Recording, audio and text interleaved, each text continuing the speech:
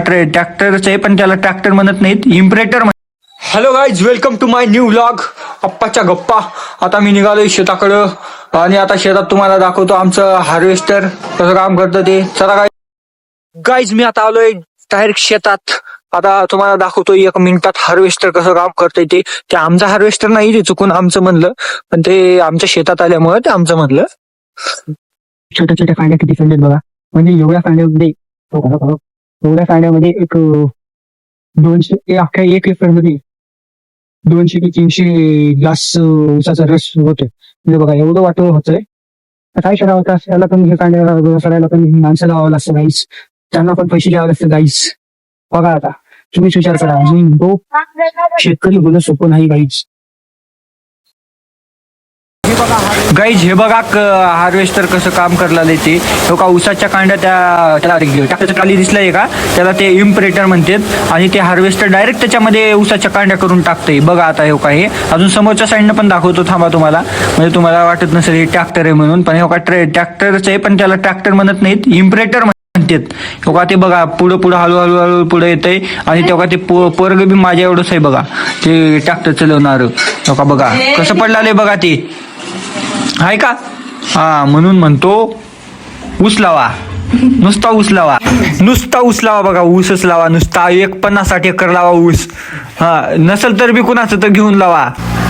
हे बघा गाईज, ते इम्प्रेटर मधलं ट्रक मध्ये असं टाकते ते. बघा ते हायड्रॉलिक प्रेस असतं त्याला, आणि त्याच्या थ्रू ते डायरेक्ट असं वरती जाऊन त्याच्यामध्ये पडतं ते ट्रक मध्ये डायरेक्ट. तहान लागली होती म्हणून मी पाणी प्यायला आलोय. आता इथं बोरचं पाणी सुरू आहे म्हणे, आता पितो गाईज. आता मी पितो पाणी. शेवका गाईज इथं पाणी गळाले थोडं थोडं. तर आता गाईज इथं पाणी आहे, आता हे बकेट साईडला काढून पितो गाईज पाणी.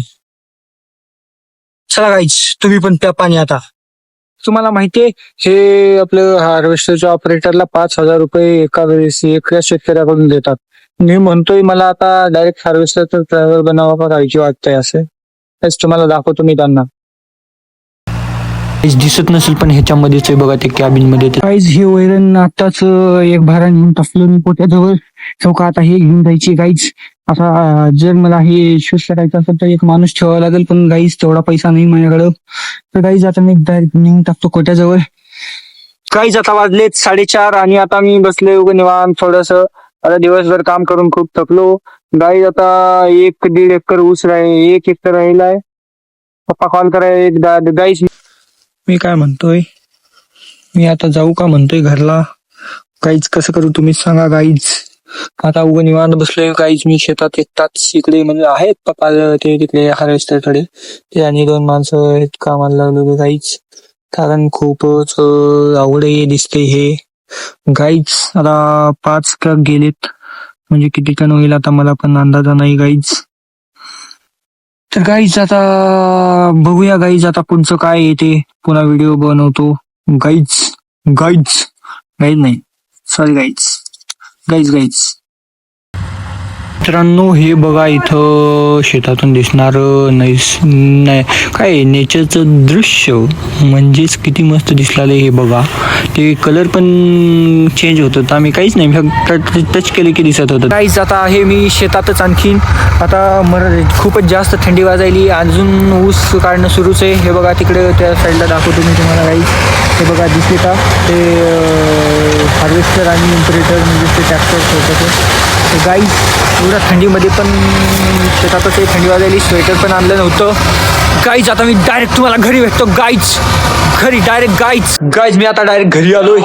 आता घरी आलो, आता जेवण करतो गाईज. तेव्हा काका काहीतरी म्हणाले गाईज मागून, म्हणजे काय करायला हे असले येण्यासारखं म्हणाले गाईज. आता डायरेक्ट गाईज तुम्हाला उद्या भेटतो guys. Bye bye guys. Direct आता उद्याच्या व्लॉग मध्ये भेटू गाईज. Bye bye guys.